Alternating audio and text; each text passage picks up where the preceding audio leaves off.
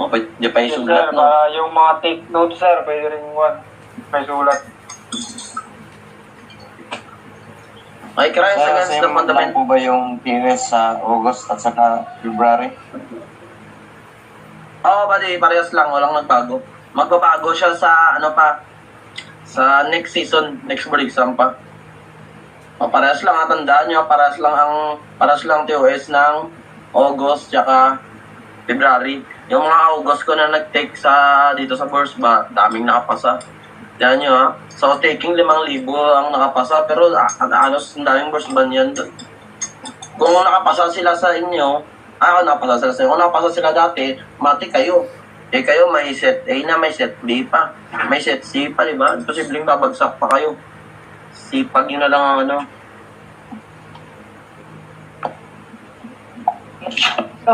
Sipag yun na lang ang kailangan. Lolo ko tong telegram ko na to.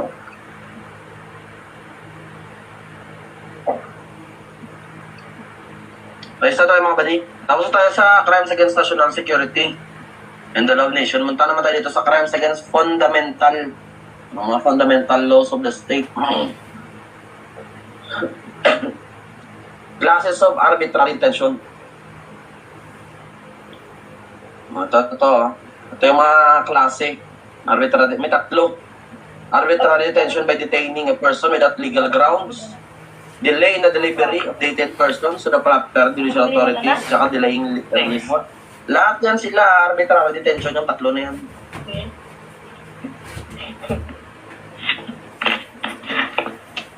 Kalilima. Manig. Arbitrary detention, committed by any public officer or employee who without legal grounds. Pakamute. Detain sa person. Committed by any public officer or employee. Wala namang legal ground, ba't mo dinetain yung isang tao? Wala ka namang legal ground. Ano ba yung legal grounds para ma-detain mo yung tao? Yan o. Gumawa ng krimen. Commission of a crime. Malamang, pwede kang i-detain, gumawa ng krimen. O di kaya, violent insanity. Alam niyo yung baliw? Pwede kang i-detain kung violent insanity. Pwede mo bang i-detain yung mga baliw dyan sa gilid ng daan? Depende kung nananakit. Kung nananakit, violent insanity. Pero wala namang ginagawa, bawal.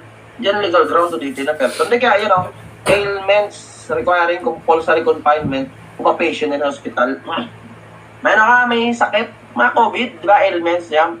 Pwede kang i-detain, kaya may quarantine. O yan yung tatlo, yan yung tatlong grounds. At yan yung tatlong legal grounds para pwede mo nang i-detain yung isang tao. Gumawa ng krimen, violent insanity, tsaka may sakit. May sakit na kinakailangan ngayong confine. O elements. Sino yung offender? Public officer or employee. Anong ginawa niya? Dinetain niya yung isang tao. May legal grounds? Wala. Without legal. Ganyan lang kasimple. Arbitrary detention. Tandaan niyo lang dyan yung offender, public officer or employee. Paano? Pag dinetain mo yung isang tao, pero hindi ka naman public officer or employee, private individual ka. O ano yung krimen? Illegal detention. Illegal detention. Okay, very good. Generally, ang sagot doon is illegal detention na. Pag hindi public officer or employee. Pag kinulong ng police, wala namang legal ground. Wala dyan sa nabanggit na tatlo. Ito kaso niya. Ito yung liability niya, arbitrary detention. Pero pag private individual ang nag-detain sa iyo na walang legal ground, pwede siyang pumasok sa, tawag dito, illegal detention. Mamaya, himayin natin yung illegal detention. Yan lang yung point na arbitrary detention. Tandaan niyo yung tatlong elements. Detention, defined, one is detained when he is placed in confinement or there is restraint in his person. Kinulong. Mainig, the offender in arbitrary detention is a public officer or employee. Tandaan yung offender,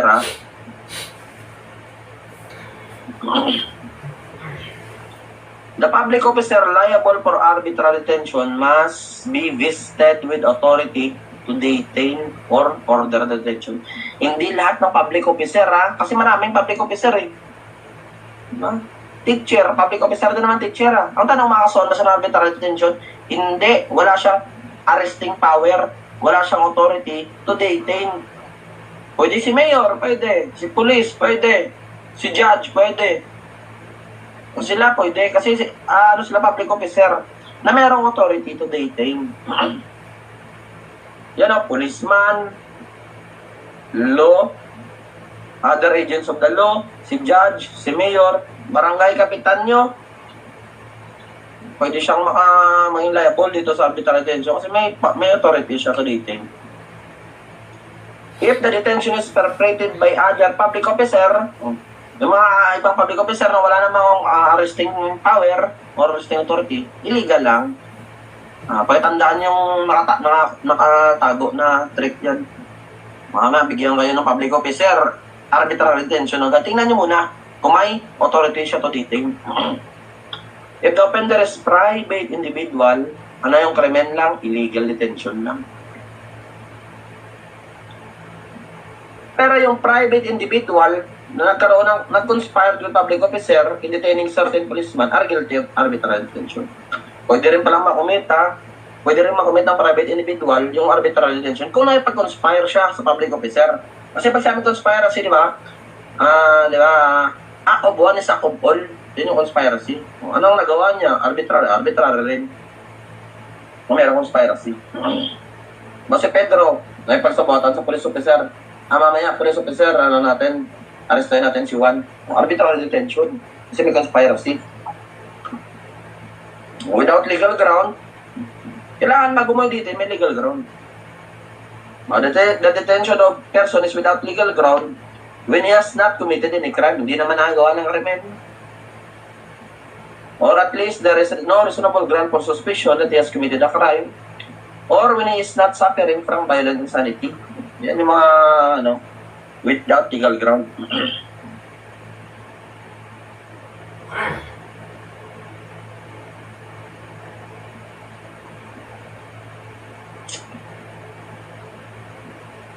Okay, arrest without warrant is the usual cause of arbitrary detention. Pinaka-common arbitrary detention, ang aresto ka na wala nang warrant. Kapag tinanong kayo sa board exam, can you arrest a person without warrant? Kung ganun yung tanong can you arrest a person without warrant? Depende, sir. Sir, no, sir. Sir, depende. Yes or no lang. Yes or no. At person arrest. Arrest of this kami, sir. Dumasakasaka yung kalaban. Sir. No, sir. Lang dinilikto. Manig ko na manig Uy, manig. Can you arrest a person without warrant? Ang sagot is no, laging no. Generally, no. Huwag kayo sasagot ng yes, huwag kayo sasagot ng depende. As a general rule, bawal kang mga-aresto kapag walang warrant of arrest. Pag tinanong yung exception, yun doon na kayo sumagot ng pwede. Kasi as a general rule, bawal kang mga-aresto As a general rule, bawal kang mga-aresto kapag walang warrant. Ang exception, pwede ka mga-aresto kapag walang warrant kung yun na yung tinatawag ng warrantless arrest. May yung tatlong common, dami yan mga 7 ata, yan, hindi ko lang sure. Basta 7, pero yung common, di ba yung tatlo? Yung flagrante delicto, at pursuit, tsaka prisoner's arrest. Ma-discuss ko na yan sa book 1 yun. Ayan arrest without warrant, kailan lawful or warrantless arrest? A peace officer or a private person may without warrant arrest when in his presence the person to be arrested has committed, is actually committing or is attempting to commit an offense. Yan ang flagrante delicto. When an offense has in fact just been committed, meron personal knowledge sa facts. Yan yung hot pursuit. Ba dito kakapangyari pa lang ng krimen? Pamute. Dito kakapangyari pa lang ng krimen. Kakapangyari pa lang ng krimen. Wala ka sa doon sa lugar. Kaya nga hindi siya kotindi. Kakapangyari pa lang. Sumisigaw yung babae, hinablot yung bag niya, yun yung snatcher tumatakbo, hinabol mo. O pwede mo arrestuin yun. Matag yun hot pursuit kasi kakapangyari. Tsaka meron kang personal knowledge. Pangatlo is ito na, prisoner. May yung mga takas. Prisoner or escapee.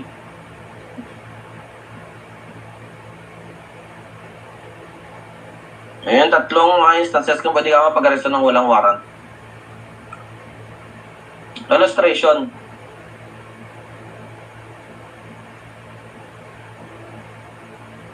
Patrolman Del Amen arrested Nobleas because of the suspicion that he's using a police uniform. Ano to? Ay, wala to. Nasingit. Sir, Ay, kung mamaya. Yan. wala pong slide, sir. Tanong. Walang slide? Yes, sir. Kanina pa? Sir. Meron naman, sir.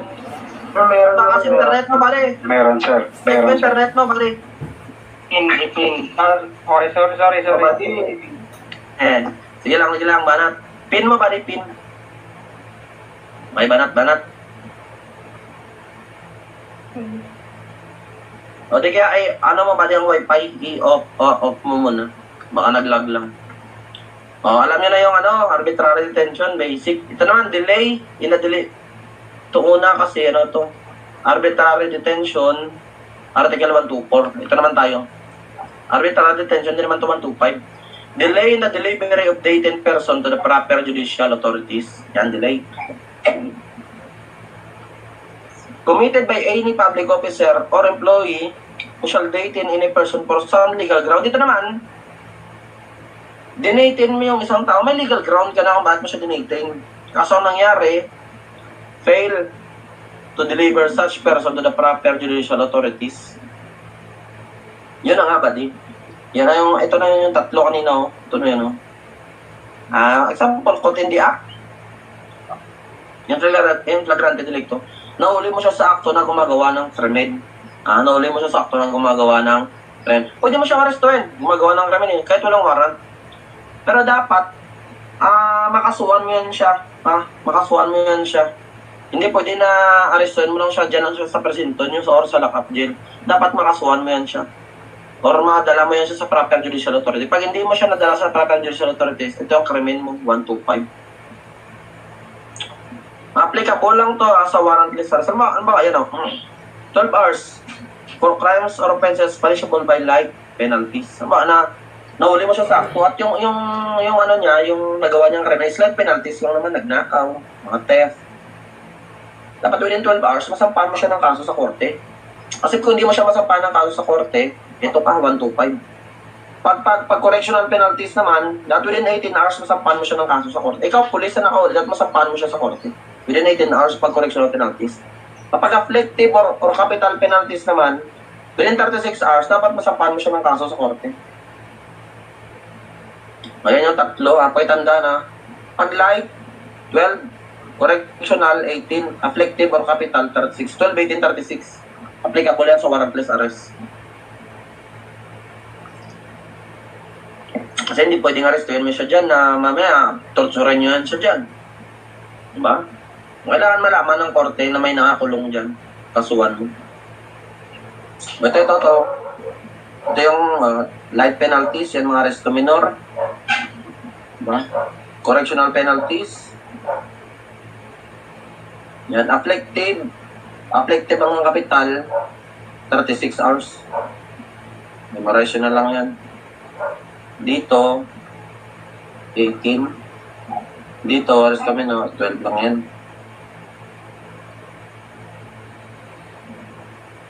Okay, elements of delay. Wala sa elements. The offender is a public officer or employee. Tandaan na, offender, public officer or employee. Dinaitin niya yung isang tao na may legal ground naman yun nga. Caught in the act. May legal ground, pwede mo arrestuhan niya. Gumawa ng krimen. Kaso, he failed to deliver the detained person to the proper judicial authorities within the period stated above. Hindi niya nakasuhan. Ibig sabihin ng fail to deliver, hindi mo nakasuhan. Hindi sabing deliver, dalhin mo siya dun sa hindi nakasuhan. Yan ang 12, 1836. Yan yung within the period stated above. If the offender is a private person, the crime is, illegal detention lang. Tandaan niya, yung offender dito sa delay, in the delivery, dahil public officer or employee. Pero di ba meron tatawag na citizen's arrest? Inaresto mo siya. Nahuli ng citizen na gumagawa siya ng crime, inaresto, dunitain doon sa barangay hall. For example, Kapag hindi mo siya nakakasuhan doon, ito, illegal detention ka. Pag public officer, delay in the delivery.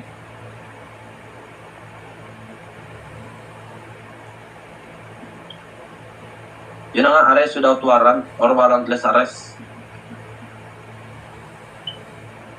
Ayan yung ibig sabihin ng delivery does not consist physical delivery. Making an accusation or charge of filing an information. Kastuhan mo. Mag-file ka ng kaso. Yung judicial authorities na yan na sinasabi, yan sila, means courts of justice or judge. Yan yun. Diyan mo siya sa panang kaso.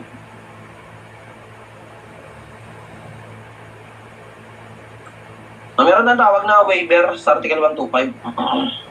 Before the complaint or information is filed, the person arrested may ask for PI or preliminary investigation in accordance with the rule, but that mag-sign ka ng waiver for the provision ng Article 125 kasi ganito yan. Di ba alam nyo na pinag-iba na inquest tsaka preliminary investigation? Alam nyo na ba?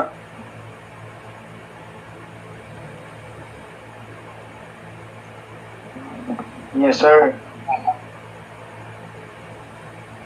Sige, discuss natin sa mga hindi nakakalam.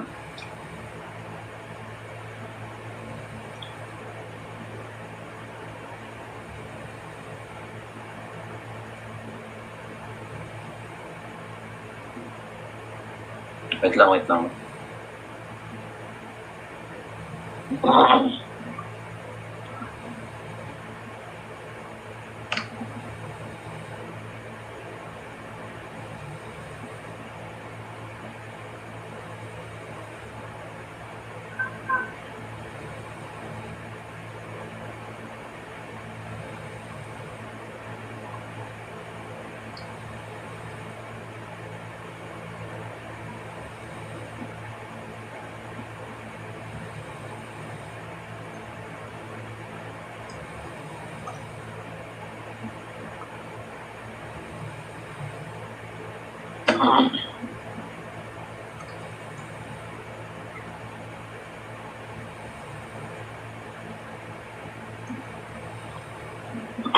Okay, sa PI,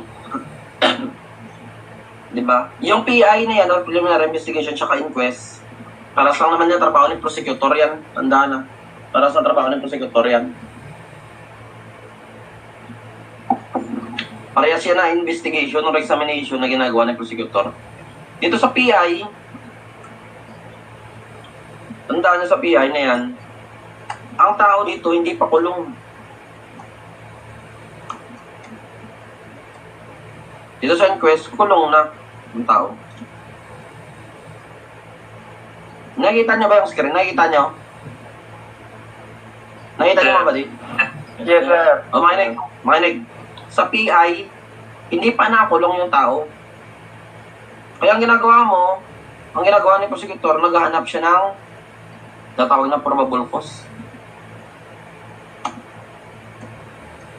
Para makapag-issue na ng warrant of arrest si judge. Warrant of arrest. Pag may warrant of arrest, so pwede mo nang ikulong. Ibig sabihin dito sa PI, hindi pa kulong. Kaya nga naghahanap ng probable cause para makapag-issue ng warrant of arrest. Pag may warrant of arrest, pwede mo nang ikulong. Ano sa PI, hindi pa kulong. Sa inquest kasi kulong na. Diba? Ginagawa itong inquest pag caught in the act. Nahuli mo siya sa act, kinulong mo. Ngayon na nakulong na siya, ang purpose ni prosecutor kung bakit ginagawa yung inquest para alamin yung legality. Arrest. Mamaya kinulong lang sa dyan, wala naman palang ground, hindi naman pala legal ang pagka-arresto. Hindi sumunod sa procedure. Diba? Sa inquest, nakakulong na yung tao, ang purpose yan para malaman kung legal ba yung ginawang aresto. Mag-stay pa siya dyan sa kulungan o hindi na. Ayan yung ginagawa sa inquest sa PI. Ngayon, pag caught in the act pag caught in the act, dapat inquest ang ginagawa kasi nakakulong ka na. Pero yung PI na yan, yung PI, parang pagka-rights kasi yung PI na yan, karapatan mo yan. Yung baka caught in the act mo, dapat inquest. Sabi mo, ayoko ng sabi mo dun sa police, ayoko ng inquest. Gusto ko PI. Magsagawa kayo ng PI. Ang nangyari, pag nagsagawa ng PI, madadama yung 12-18-36. So, manakotindi ako siya, 12 hours. Yung PI, matagal yan. Diba? Diba itong 12-18-36? Mas sa 12 hours yan yung kung ano nagnakaw ka. O dapat inquest. Abay mo, ayoko na inquest. Gusto ko PI. Alamin niyo yung probable cause. Ang mangyayari niyan, aabutin tong 12 hours kasi matagal yung PI. Diba? Pag ito to.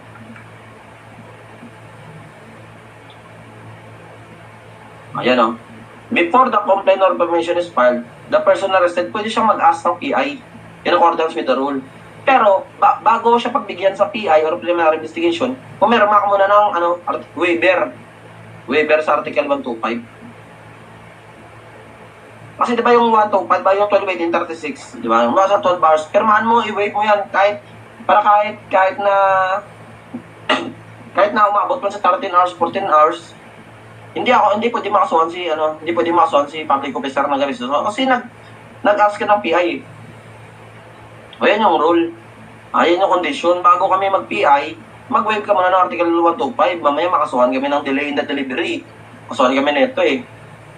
Makasuhan kami ng delay in the delivery. Mag-waive ka ng Article 125 pero hindi kami makasuhan. Yan yun. Yan ang ibig sabihin ng waiver. Yan, sa mga magpupulis sa at least alam nyo na, di ba? Nakotinda ko yung isang tao sa 12 hours. Sir, gusto ko mag-PI. Sige, bago ko magpeperma mo na ng 125 para kahit umabot man tayo sa 13 hours, 14 hours, hindi ako makasuha ng delay na delivery.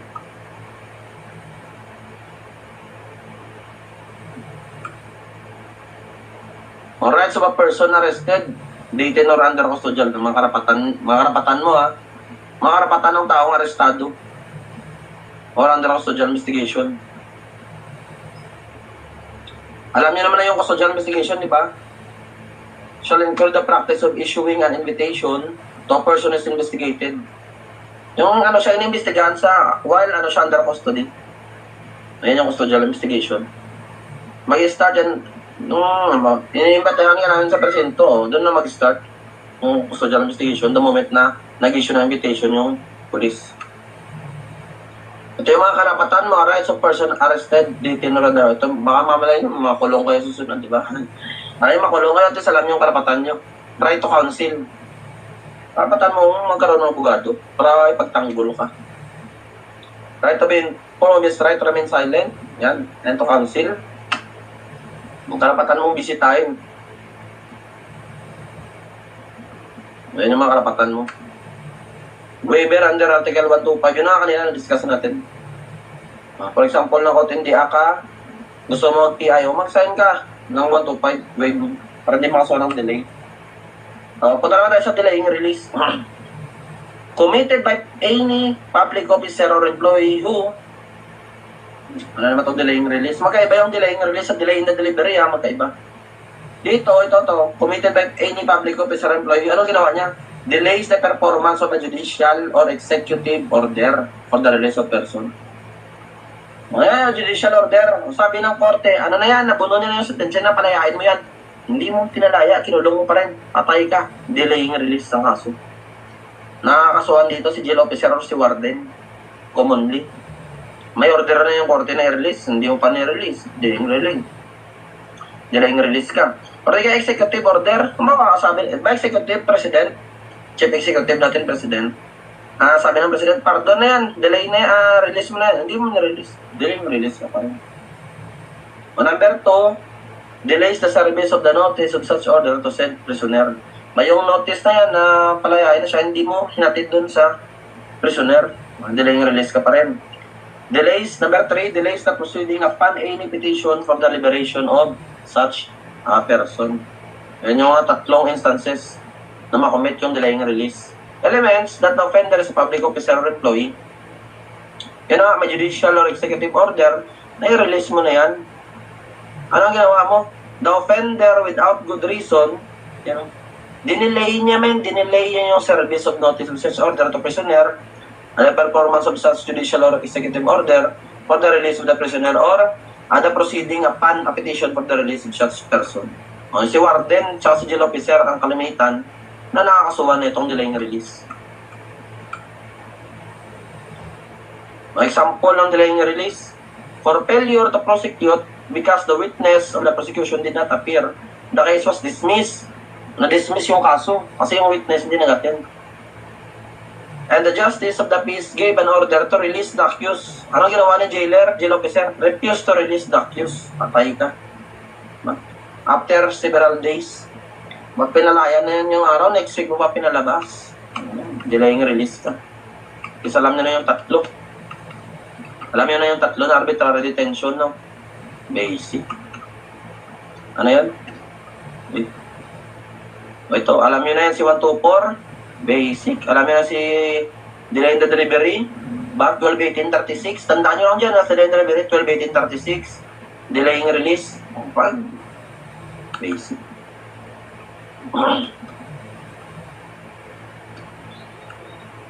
Oh, ito na.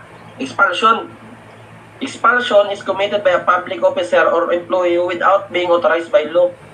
Ano ang ginawa niya? Public officer pa din ha. Expels any person from the Philippines. Pinalayas-layas ka dito sa Pilipinas. Nandun sa Thailand. Daming trans doon. Yan, pinalayas mo. O di kaya, pinilit mo yung isang tao compel sa person to change residence. Ayaw makita mo dito ang pangit ka. Doon ka sa ano? Doon ka sa Davao. Ayan. Pag pinalayas ka sa Pilipinas, so pinilit ka na lumayas ka sa tinitirahan, expulsion. Ito yung elements. The offender is public officer or employee. Tandaan niyo yung offender public officer or employee. Anong ginawa niya? Expel. Pinalayas niya yung tao dito sa Pilipinas. So di kaya pinilit niyo isang tao na palitan yung residence or residente niya. Yung offender, hindi naman siya authorized ng batas para gawin yun. O yan yung tatlong elements ng expulsion.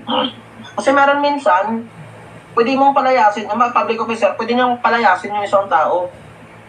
Kapag authorized, yun ba mga illegal settler, di ba mga basta squatter, mga illegal settler, o pwede nyo silang palayasin ng public officer kasi authorized by law. Pero pag hindi siya authorized, patay ka, expulsion. Tandaan niya si public officer ang offender. Sir, paano pag namilit sa akin, hindi public officer, paano pag namilit sa private individual, anong krimen? Kasi expulsion pag public officer, paano pag private individual ang nagpalaya sa'yo? Coercion, sir. Ay, very good, very good. Pag private individual, grave coercion. Grave coercion, sir. Oh, very good, very good. Grave coercion pag private individual. Pero pag public officer, expulsion. O, tanong-tanong.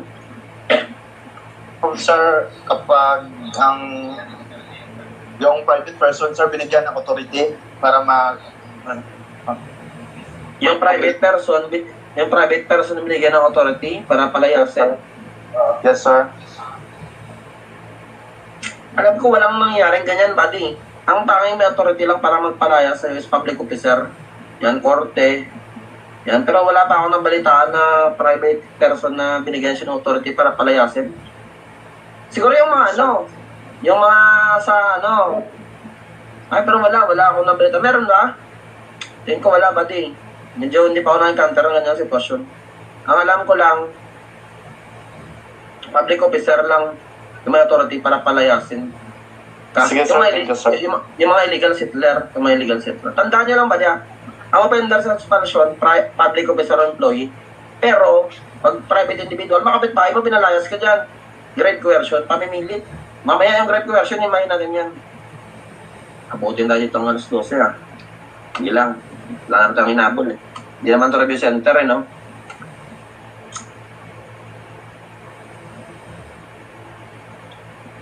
Ayan ba? Only the court, by final judgment, can order a person to change his residence, buddy.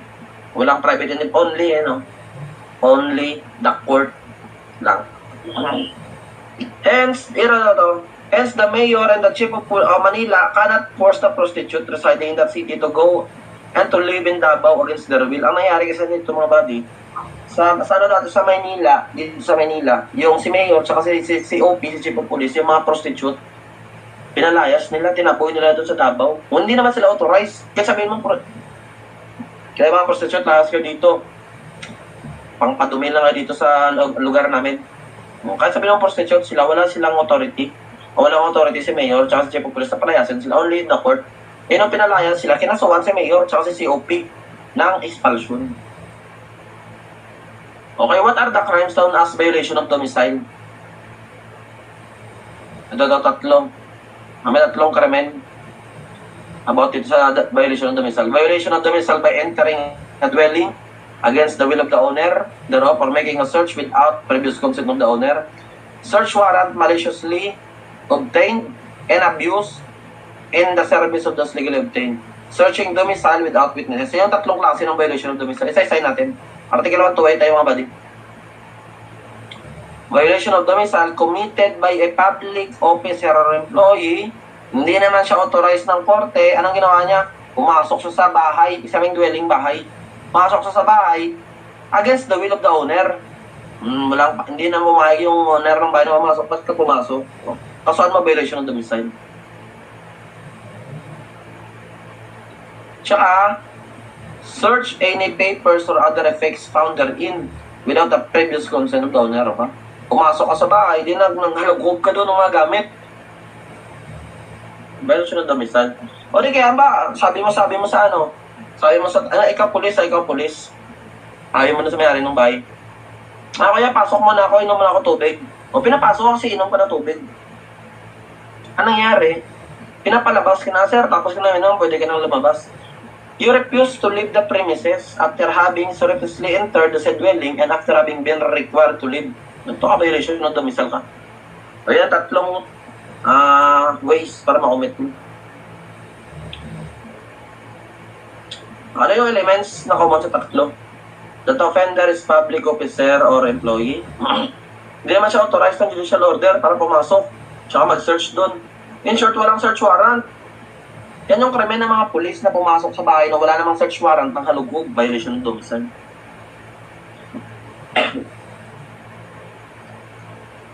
Yan, pumasok ka sa loob. Ikaw pulis, pumasok ka sa loob ng bahay. Pumasok ka sa loob ng bahay na against the will of the owner. Ang public officer, violation ng domicile. Paano pag ang pumasok is private individual? Ano pag private individual? Anong krimen? Okay, very good, very good. Trespass sa dwelling by private individual. Tanong. Ano kung ibig sabihin, sir, ng employee, sir? Nang? Employee po. Ano ibig sabihin ng public officer or employee? Yan na yan. Employee ka ng gobyerno. Government employee. Yan. Tanong po, Sure, sir. Tanong. Ano lang kayo tanong lang kayo ng tanong. Pagka kaya kong sagutin ko. Pero pag hindi kaya, assignment. Hindi ka maalam lahat. Yan lang yan. Sige, tanong. Assignment ko pag hindi ko alam. Sagutin ko yung research ko. Hindi ko naman alam lahat eh. Sir, Sige lang, tanong. Sir, tanong. Sir, ano po pag may order ng court na mag-conduct ng search warrant tapos ayaw po magpayag ng may-ari ng bahay? Pwede siyang persign, pwede siyang pilitin kasi may order ng korte. Hindi ka makakasuhan ng violation ng domicile kasi ano nga ng korte? Authorized ng court. Pwede siyang persign. Wala siyang magagawa. Ayun yung sagot. Tanong ba tanong? Wala na. Sir, tanong, sir. Parang dami niya dyan, ang lugi Ay, shit. Wait lang, lubat. Charge mo na ako.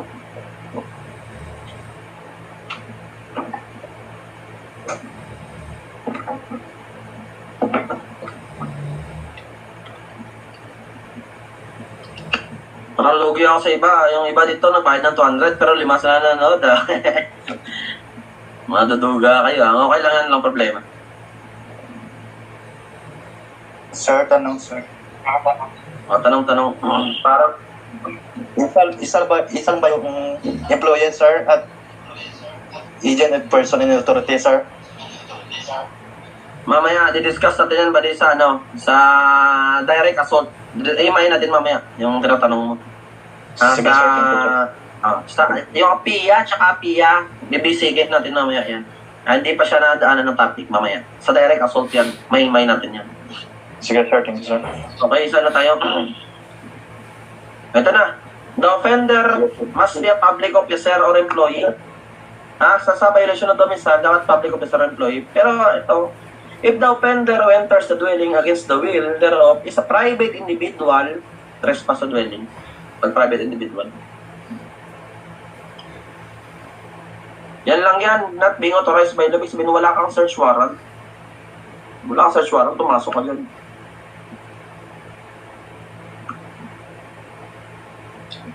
Ang tanong, may tanong ako sa inyo. May search warrant, ikaw police officer ka na.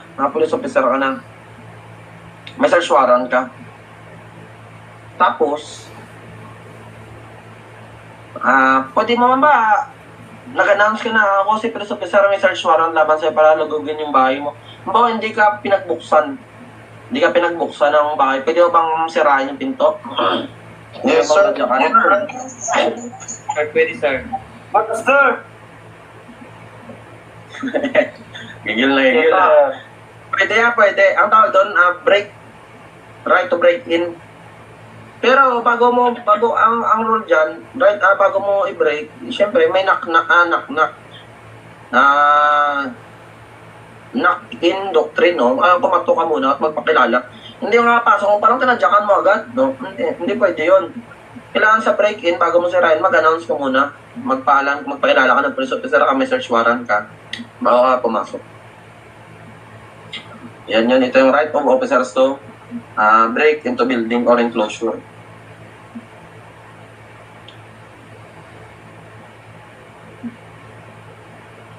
Ano yung plain view na? Ano ba, Dave? Yung plain view. Plain view doctrine. Yung plain view doctrine na yan, ano yan, buddy? Isa sa mga, di ba tatlo kanina yung warrantless arrest natin? Meron tayong flagrante delicto, hot pursuit, tsaka prisoner's arrest. Yung plain view doctrine, isa yan sa mga instances na pwede mong arrestuin yung tao na walang warrant. Yung plain view. Ba, checkpoint. Dawaan yung kotse.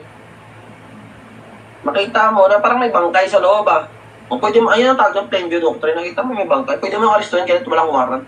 Kasi plain view Ang rule sa plain view na yan, dapat, visual, mata lang, wala kang inalugog. Sa sasakyan, wala kang inalugog, wala kang kinaktapan. At plain view lang, kitang-kita mo. Yun yung ibig sabihin. Yung plain view, isa yan sa mga warrantless arrest. Pwede mo arrestuin kahit walang warrant. Parang ba, Des? Sir, tanong, sir. Tanong. Sir, yung sa Article 128, sir, anong penalty ng nila, sir, sa public officer, sir? Sa 128, dito.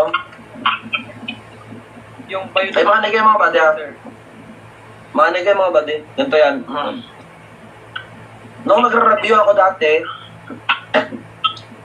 yung Article 128, pag tinanong mo yung penalty, makikita mo yun sa Google. Ay, search mo Article 128. Violation of domicile.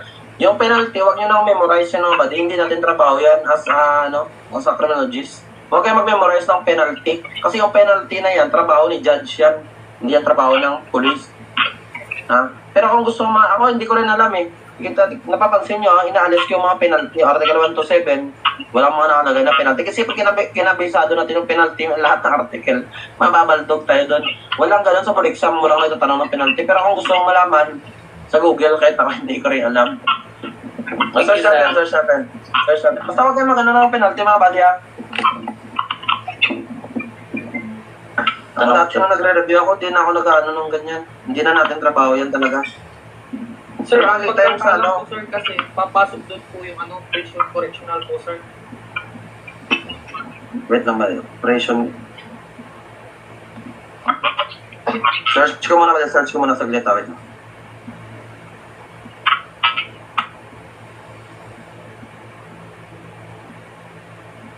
Oo. Tama. Prison correctional. Ibig sabihin, dito, pwede siyang makulong na, perpetua, reclusion temporal, Minimum period. prison, 6 months and 1 day to 6 years. Parang ganun. Pero wag na kayo mag-memorize ng ganun, sa mga penalty. Sayang oras. Thank you, sir. At least know your enemy, di ba? Sabi ni Sun Tzu, know your enemy, know yourself. In 100 battles will never suffer defeat. Alam mo, hindi lahat kalaban nyo. Kalabanan nyo lang yung dapat na kalaban. Ito na yung Great Coercion. Saan napunta dito? Pero ano ba diyan? Paano naman, di ba dito sa violation of domicile, Mapag ang pumasok, baka pag pumasok dito is ano, ang public officer employee, paano pag ano, private individual? Ito na yung kanina, trespass to dwelling.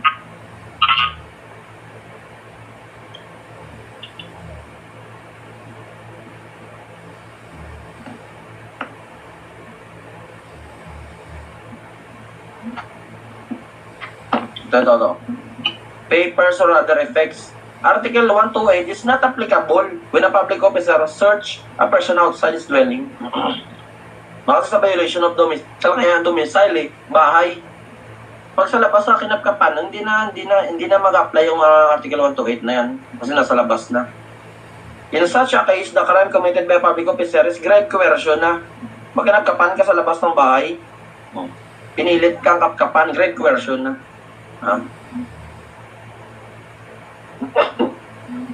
Wait lang.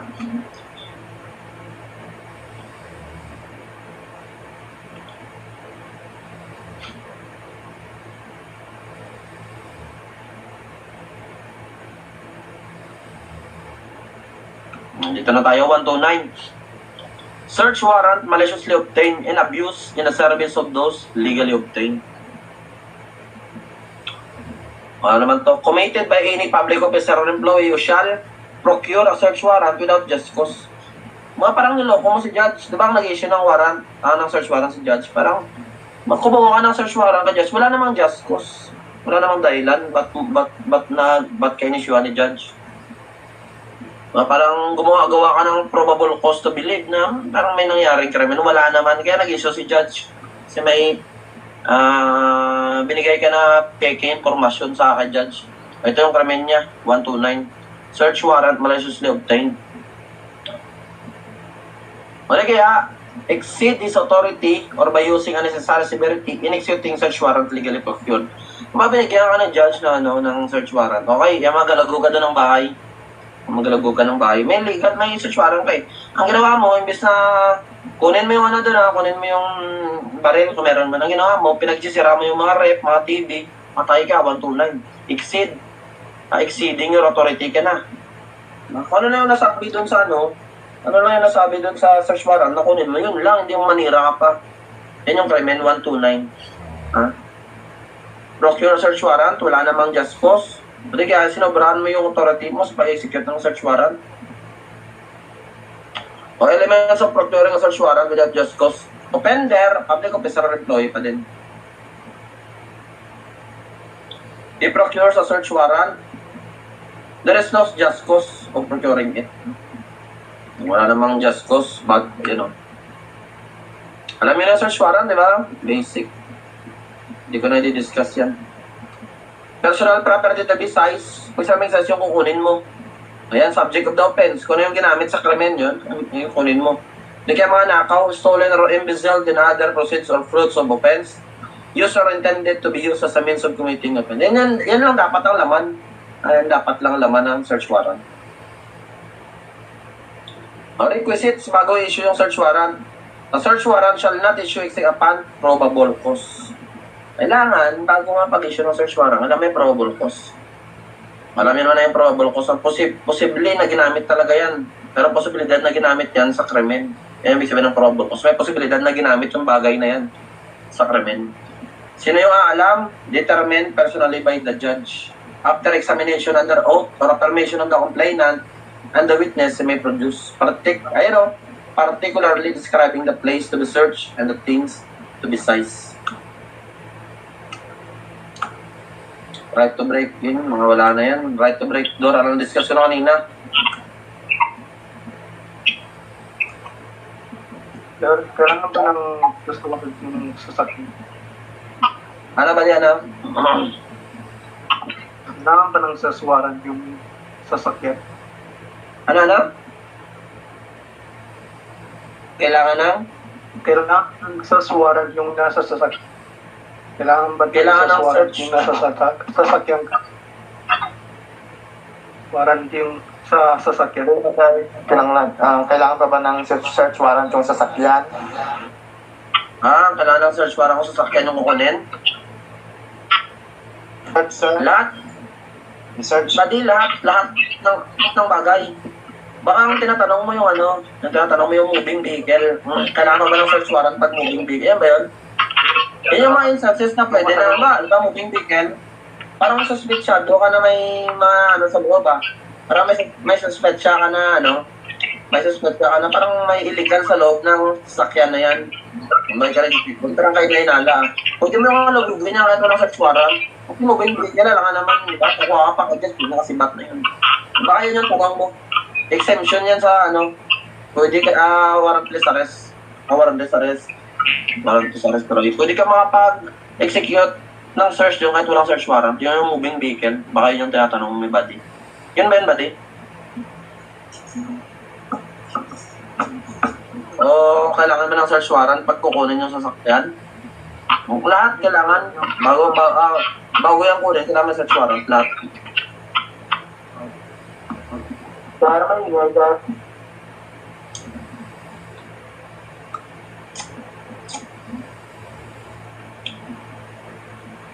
Saan na tayo?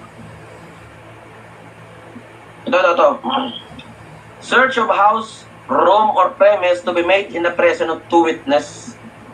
Yan, two witness rule. Ito na mapasok sa ano? Saan yung kanina? Yan, searching domicile without witnesses. Pag nag-search ka ng bahay nang walang witness, makakasuhan ka. Ikaw, police officer, bawal ka maghalugog ng bahay.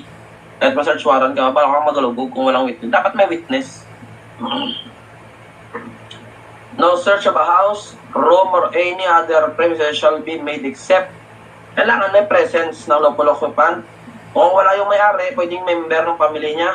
Kung wala pa rin, nung kumuha ka ng dalawang chismosa, presence of two witness of sufficient age and discretion residing in the same locality. Wala yung may-ari, walang member ng pamilya, kumuha ka ng mga kapitbahay niya, at least dalawa. Ilang araw yung validity ng search warrant? 10. Valid for 10 days. Itandaan.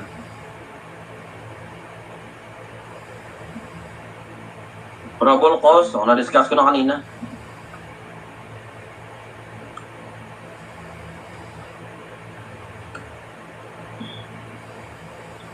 Ito. Example na exceeding of authority and execution ng search warrant, mga buddy. Ano pa rin pinag-usapan natin dito, ha? Ito pa rin tayo. 129 pa rin. Exceeding your authority. If the public officer in executing a search warrant for opium, size, books, personal letters, and other property, na-exceeding your authority ka na. Nakalagay lang sa search warrant, opium. Ba't ka pa kumuha ng mga libro doon? Mga letter. Ako mga property yan. 129 ka. Exceeding your authority. Example of using unnecessary severity in executing a search warrant. In searching a house, the public officer destroyed, nanira ka ba? Kailangan mo bang manira? Kung kukunin mo lang naman yung gamit, ano ka? 129 ka. Unnecessary severity in executing search warrant. Ito na. Searching domicile without witnesses. Bawal yan. Elements. That the offender is a public officer or employee pa din. That he is armed with search warrant. Kung may search warrant siya, legally procured. Nag-search siya ng domicile, papers, or other belongings of any person. Wala yung may-ari, that the owner or any member of his family or two witness residing in the same locality are not present. Yan yung krimen. Kapag nagsagawa ka ng search na walang witness.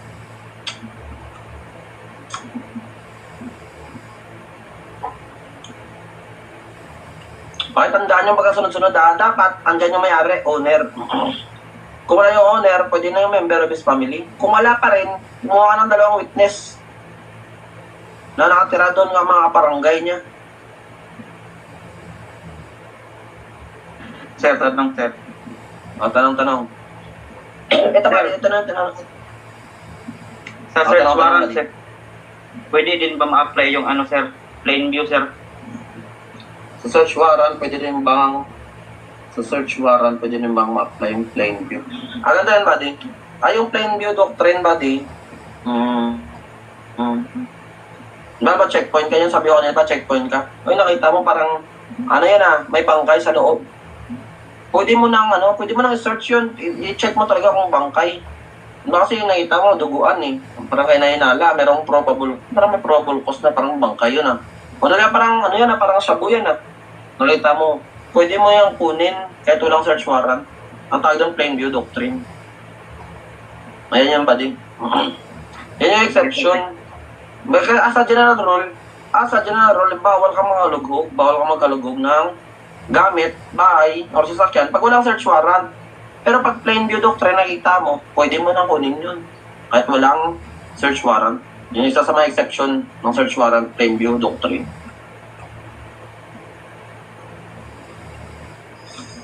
Sagot mo, mali. Committed by any public officer or employee who without legal grounds dito na person. Anong krimen yan? Arbitrary, sir. Arbitrary. Bourse ba, sir? Bourse ba? Yes, sir. Basic. Sagot. Analyze. The following are public officer vested with authority. Lahat yan sila public officer. Teacher, sir. Teacher. May authority to arrest. Except, sino hindi kasali dyan? Teacher, sir. Yes, sir.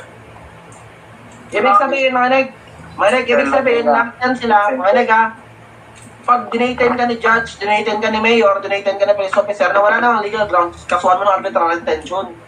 Pwede yan sila kasuhan ng 3. Pero pag si teacher, hindi siya pwede kasuhan ng arbitrary. Kung kinulong ka ni teacher, anong kakaso mo ni teacher pag kinulong ka? Illegal. Illegal lang. Illegal. Basic, no? Sagot. Lahat yan grounds para ikulong mo yung tao. Except, mag-ingat ka sa except, ha? Non-violent, sir. Insanity. Non-violent insanity.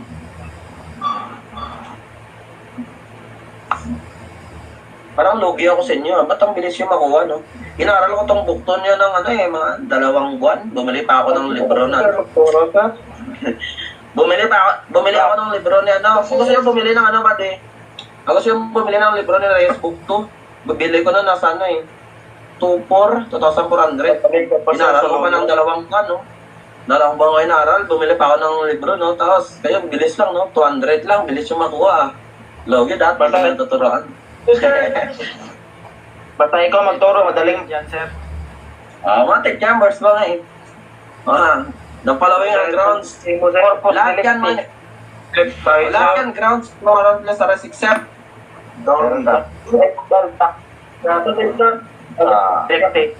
ano ibig sabihin ng corpus delicti? Body of the crime. Basic, Logi, baka man-top 1 kayo, Mag-top 10, bigyan ko ako. Pag may nag-top 10 ng first ban yan, bigyan ko, wala naman akong pera, Kahit 10,000. Pag mag-top 10, bigyan ko 10,000. Wala naman akong pera na madami, kagaya ng iba. Yung 10,000, kayo na yun. At na lang. License, sir. Okay na yun, sir. License. Mas okay talaga yun. Ganda mga ba yung makinig kayo? Habang nagre-review kayo ngayon, parang di ka pa paniwala, aim nyo mag-top, aim nyo mag-top. Kasi ganyan ako dati, parang malabo mag-top, Inaim ko talaga mag-top, parang hindi ako naniwala na mag-top ka. Aim mo lang mag-top. Lagi mo aim, kasi pag ini-aim mo mag-top, yung effort mo sa pag-review, pang top notcher din. Kasi imaginin mo, pag nag-aim ka ng top, top 1, gusto mo top 1, sige lang, banat lang. Kung hindi ka man naging top 1, baka mag-top 2 ka. Ba yung setback mo, top 2. Pag nag-aim ka ng top notcher, ang setback mo, pag hindi mo man nakuha, passer. Baka kasi kung i-aim mo yung passer lang, ang setback niya ang bagsak. Diba? O aim mo na yung top notcher, para yung setback niya passer pa rin. Ayan yung technique dyan. Malay mo, mag-top lang, gaya ko, diba? Expect mo, akala mo, baliw lang si first bang, expect ng top, nag-top nga, diba? Ganun din sa inyo, diba? Malay mo. Sagot. Analyze mo ba? Analyze. Delivery deed in place to the proper judicial authority, sir. Absurd. Absorb, sir. Absorb. Sir, sir. Alpha. Delay na delivery. Kahit yung iba, alam nyo na rin. Kahit rason yun, alam nyo na yan. Violation ng tamisa, alam nyo na rin. Expulsion, alam nyo na rin. Ganyan, mag-review mo, mali ang sir, fail to deliver agad, no? Basic pamigay. Ganito gawin niyo pag nabigay ko na yung PowerPoint ha. Pag alam niyo na yung tamang sagot, i-ration yung remaining choices, paliwanag yung sa sarili niyo. Ganyan yung review. O, sagot, analyze. Absorb, sir. 12 hours. Net Pinones. Sir, Light, felonies, 12 hours. Kasi yung, correctional, ilan yung correctional? Ilang oras? 10 sir, 18 hours, sir. 18 hours. 30, 36 hours. Anong magiging krimen ni police officer pag hindi niya nasunod to? Itong tatlo, yung oras na yan, ano magiging krimen niya? Pag hindi niya nasunod. Delay the delivery, sir. Yan na nga, delay in the delivery of detained person. Sige nga, analyze. Last, sir. Delta, sir. Delta, sir. Delta. None of the above. Delta, sir. Light. Warrant of arrest. May warrant of arrest, sir. May warrant of arrest. Kasi may warrant of arrest eh. Ay, ang sagot yan mga buddies, Delta. Typo yan, mali yan. Delta ang tamang sagot. Ang gagaling niya na. Delta na. Bakit? Ang gagawin dyan May warrant of arrest, sir. May warrant of arrest eh. May warrant of arrest kasi. Ayan, by virtue of warrant of arrest, one arrested by police officer Pedro for the crime punishable by light felonies. How many hours? Nagtanong, how many hours? Panguto lang yan, light felonies, how many hours? Kasi hindi yan applicable Hindi yan applicable. Pag may warrant of arrest, hindi applicable tong tatlo. Kasi ano ba yung purpose ng tatlo? Para kasuhan mo sa korte. Yung may warrant of arrest na nga alam na ng korte. Sino ba ang nag-issue ng warrant of arrest? Korte. No need na tong tatlo pag may warrant of arrest. Applicable lang tong tatlo sa warrantless arrest. Ha? Kaya mag-ingat kayo dito mga badya, mag-ingat kayo dito. By virtue of warrantless arrest, pwede nyo yung sagot 12 hours. Pero by virtue of warrant of arrest, none of the above. Kasi ang gagawin dyan, inquest. I-inquest. At least, di ba? Magaling na kayo. Pwede nang lumaban. Puzzle, sir. Puzzle na. Pwede na pala yung lumaban sa board exam, no? Palag na palag niya. Lalo pag natapos yung set A at set B, nako, baka mag-top pa kayo. O, analyze. Playing release, sir. Burst ba, sir? Boss ba? Burst ba, Buzzer. sir? Okay, makinig para sa iba na hindi makasakay. Yung biglis nyo kasi, kawawa yung iba. Kawawa yung iba. Paliwanag ko. For failure to prosecute, because the witness of the prosecution did not appear, na-dismiss na yung kaso. Binigyan na ng judge. Pero ano ang ginawa ni jail officer? Refuse to release. Hindi niya pa. Sabi ng korte, palayain mo na yan. Hindi niya pinalaya. Ano yung krimen ni jail officer? Delaying release. Very good. O, anong tawag dito? Sa krimen ni mayor. Pinalaya sa yung mga prostitute. Wala namang authority ng mayor. Expulsion, sir. Burst ba, sir? Expulsion. Expulsion, sir. Burst ba? Pero pag private individual, Curb ko. grade. Sige nga, lahat yan magko-constitute ng violation of domicile. Lahat yan violation of domicile except Delta, sir. Delta, sir. Kasi Private individual, sir. Delta, sir. basta dwelling ba? individual. Kung hindi man siya Trespass to dwelling, sir. Trespass Very to good. dwelling. Trespass to dwelling. Diba? Trim, no? Trim, may kita nyo na yung lisensya nyo. Yung ring ng lisensya, lapit na. Diba? Sarap, no? Tapos taking, no? Tapos mag-apply na, no? Sipag lang, ha? Sipag. Analyze. Nakikita ko na yung gearing ng lisensya.